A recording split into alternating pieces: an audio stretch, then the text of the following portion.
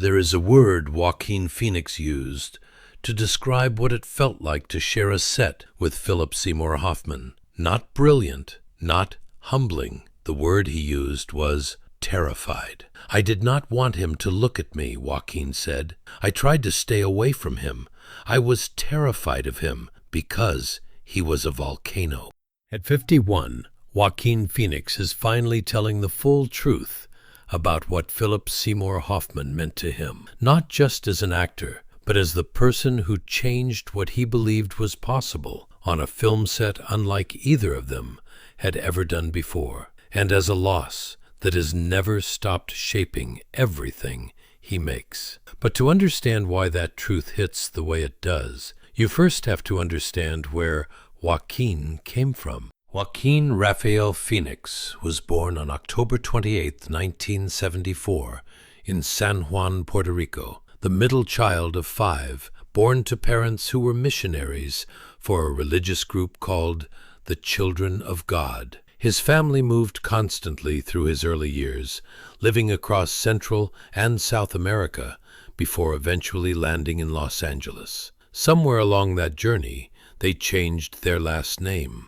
Bottom became Phoenix, a rebirth. All 5 Phoenix children ended up in entertainment, but it was the eldest, River, who arrived first and brightest. River Phoenix was the thing Hollywood dreams about and rarely finds.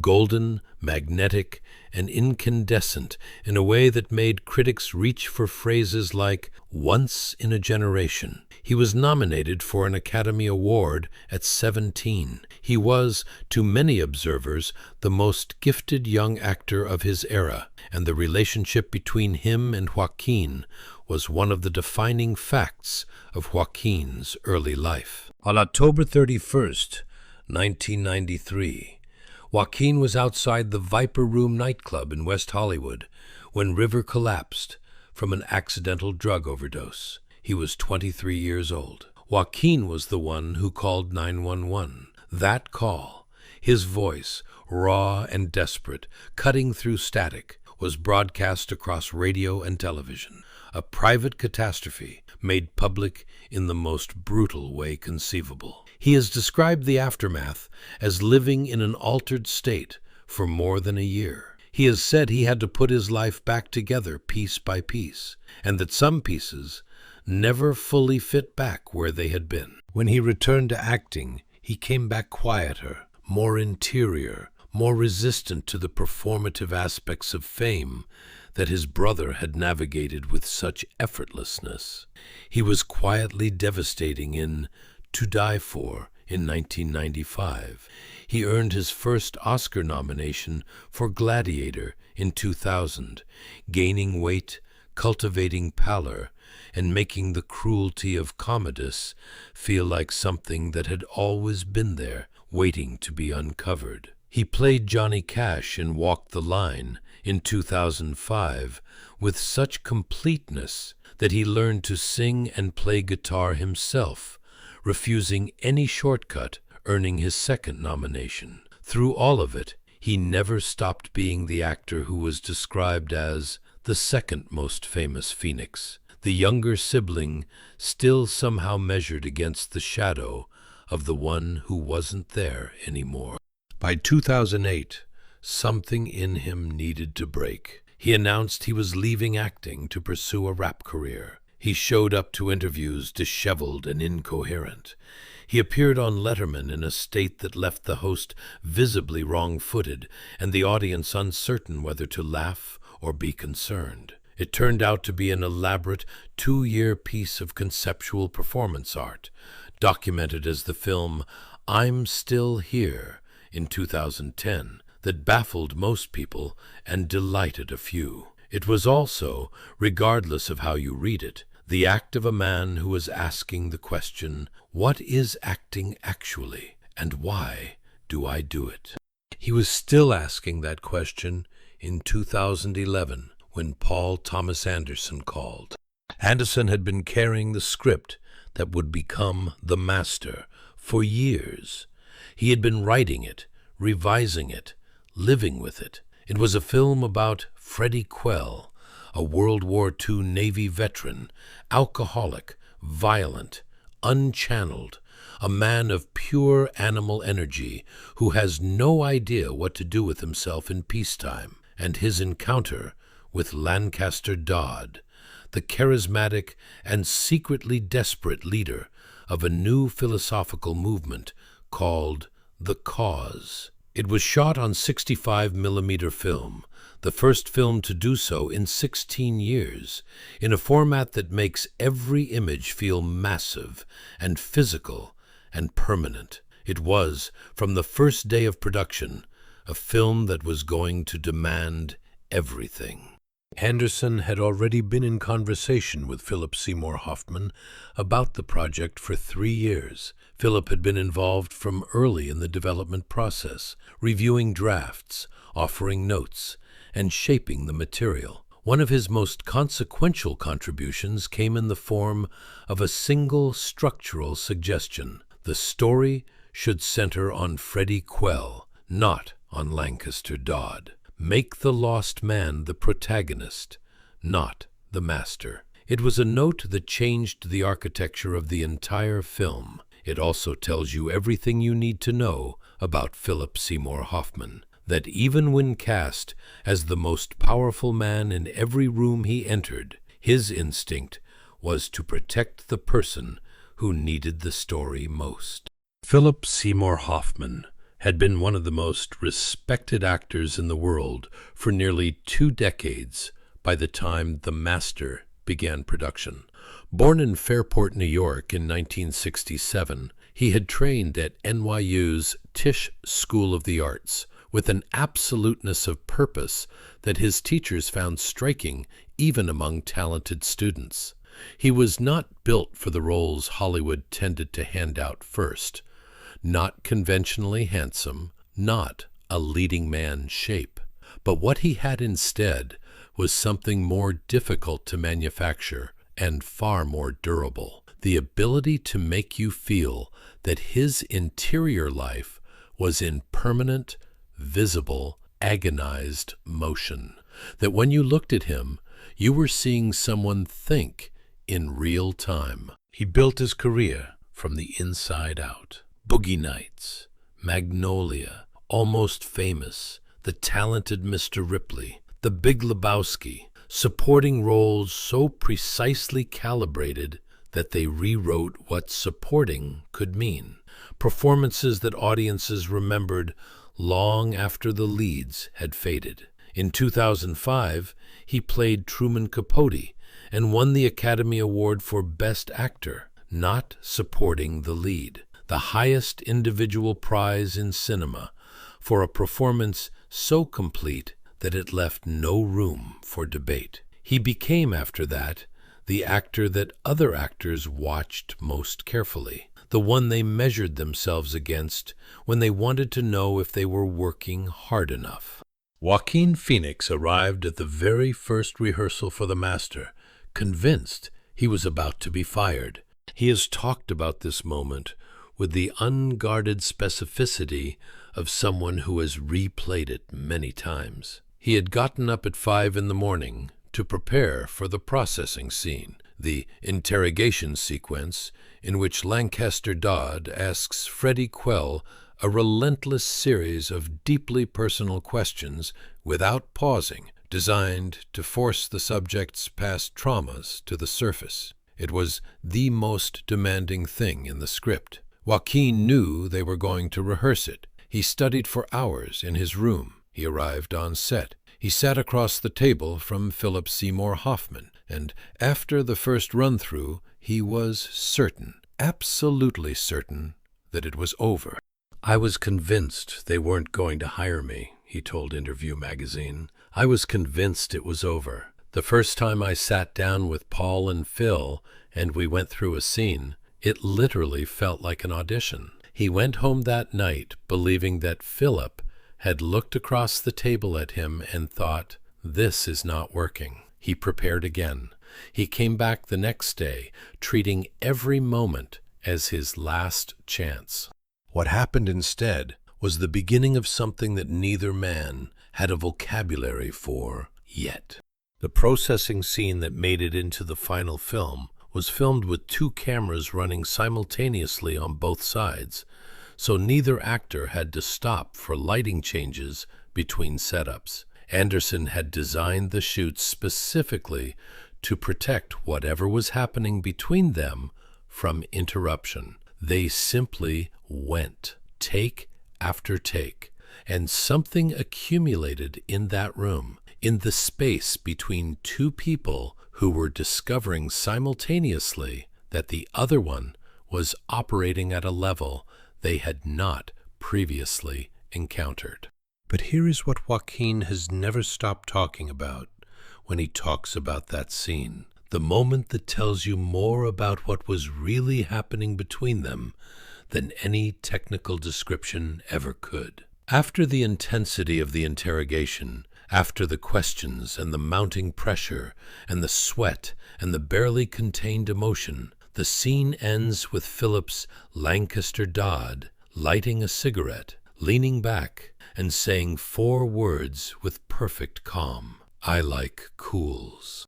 And every single time Philip said it, Joaquin started laughing. He could not stop. He would blow the take, and then he would hear Paul Thomas Anderson start laughing off camera, and then he would start laughing again. An intensely charged, dramatic scene, shot more times than anyone wanted to count, undone repeatedly by 4 words spoken about cigarette brand preferences. "It's funny to think of it as an intense scene," Joaquin told Time magazine, "because my memory of it is just uncontrollable laughter. That is the detail that reveals the texture of what was actually between them on that set. Not just 2 actors in perfect, serious lockstep, 2 people who had found each other funny." The jail cell scene came later in the production, and it is the moment that most people remember when they remember the master. Dodd and Quell are arrested together and held in adjacent cells separated by a wall. Dodd is furious but contained, his fury taking the form of elaborate philosophical speeches delivered at full volume through the bars, the charisma curdling into something more desperate when it has no audience to perform for. Quell destroys his cell completely, without theatrical restraint. He bashes his head against the metal bunk, throws himself against the bars, and smashes the fixtures. And then he smashes the toilet. It was a real toilet, a historical toilet. The jail they were filming in was a genuine preserved 19th century building, and the porcelain fixtures were considered part of its protected heritage. Nobody told Joaquin this. Nobody told him because nobody knew he was going to do it. He didn't know either. He simply went where the scene took him, and the scene took him to a place where a toilet needed to be destroyed, and so he destroyed it. "I didn't intend to break the thing," he told the New York Times afterward. "I didn't know that was possible." Anderson, who had already noticed that Joaquin worked best when given the entire physical space rather than just his marks, had told the crew to follow Phoenix with the camera wherever he went. The toilet did not survive. Across the wall, Philip Seymour Hoffman delivered his speech, calm, insistent, increasingly frantic beneath the calm. "Your fear of capture and imprisonment is an implant from millions of years ago. It's not you. You are asleep." The contrast, Quell's physical devastation against Dodd's verbal architecture, was exactly the thing that critics would spend months trying to articulate. One man expressing his interior life through his body, the other expresses it through language. Both of them, in that moment, were completely spent, completely real. Anderson told the Los Angeles Times that they obviously took their cues from the script and kind of created something bigger and better than I ever could have written out. That is the testimony of a director who understood that what was happening between his two lead actors was exceeding the material. Not because the material was insufficient, it was extraordinary, but because what Phoenix and Hoffman were generating together had its own momentum, its own internal logic, its own emotional destination that the script could not have predicted, and that no amount of preparation on either side could have manufactured alone. They were both nominated for Academy Awards. Neither won.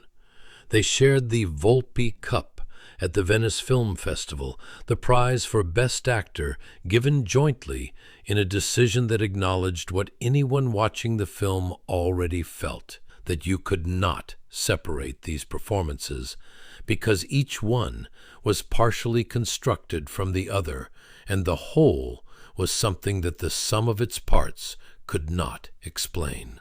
Richard Brody of The New Yorker wrote that Phoenix possessed furious natural emotion of inner violence with which his very being trembles as he struggles to keep it in check and to channel it, while Hoffman was one of the great technicians, an impersonator of genius, who harnesses his inner life to his craft in order to infuse the skillful imitations with emotional force. Natural fury against technical genius. The James Dean School meets the Orson Welles School. Two entirely different approaches colliding and producing something that neither approach alone could have reached.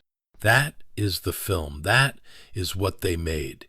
And then, on February 2nd, 2014, Philip Seymour Hoffman died. He was found in the bathroom of his apartment in New York's West Village. He was 46 years old. The cause was acute mixed drug intoxication, heroin, cocaine, and benzodiazepines. He had struggled with addiction most of his adult life, had achieved sobriety in his early 20s, had stayed clean for 22 years, and had relapsed in 2012 in the period following the Master's release. His partner, Mimi O'Donnell, with whom he had 3 children, had known something was wrong when he didn't arrive to collect the kids when he said he would. Broadway dimmed its lights that day. Tributes came from everywhere. Ethan Hawke said Philip was an unconventional movie star in an era where there's no such thing as unconventionality, that he had stood up and said, "I got something to say too. It may not be pretty, but it's true." And that was precisely why the world needed him. Meryl Streep was at the funeral. So was Amy Adams. So was Paul Thomas Anderson. So was Joaquin Phoenix. He sat in St. Ignatius Loyola Church in Manhattan on February 7th, 2014, in a pew among the people who had known Philip, really known him, not as a legend, but as a person, and said goodbye to the man who had made him feel terrified and then made him feel something far more important than terror. He said goodbye to the person who had laughed until the scene fell apart when he said, "I like cools," who had improvised a tackle because he knew, without asking, that Joaquin would catch him. Joaquin Phoenix has never made his grief for Philip Seymour Hoffman a public performance. His privacy is not an affectation. It is a form of integrity. But the grief is visible if you know where to look. It is visible in the roles he chooses, in the standard he holds himself to on every set, in the fragments he has allowed over the years when someone asked the right question at the right moment. And it is visible in a name. He named his son River after his brother, lost at 23 outside a nightclub in West Hollywood to an accidental overdose. And now Philip, too, was gone the same way. 2 of the people who had mattered most to him, taken by the same darkness at ages when they should have had decades left. Joaquin has never drawn that parallel in public. He doesn't need to. The weight of it lives in the silence he keeps around both names. Not spoken, less because they matter less, but spoken carefully because they matter more than anything. Some losses don't announce themselves. They just quietly become the shape of everything you make afterward. Today, The Independent ranks Philip Seymour Hoffman the greatest actor of the 21st century, not of his generation, of the century, in a field that includes Daniel Day-Lewis and Cate Blanchett and Meryl Streep, and Joaquin Phoenix himself ranked not far behind. They made one film together, one film, and it produced what critics still call one of the most extraordinary actor pairings in the history of American cinema. Two people who were afraid of each other and then weren't, who laughed until the crew laughed with them, who improvised their way into something that no script could have fully written, who shared a prize that the people giving it understood could not be split without losing something essential.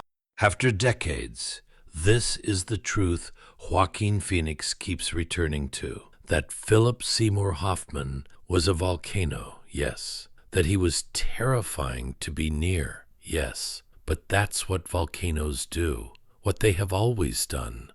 Build land.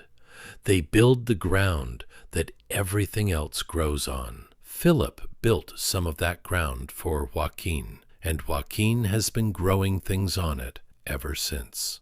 Some losses don't have clean endings. Some people leave a shape in everything you make for the rest of your life, visible to the people who know where to look, and permanent as anything that has ever been filmed on 65 millimeters and projected 60 feet tall in a darkened room. This is what Joaquin Phoenix carries at 51. This is the truth he finally tells.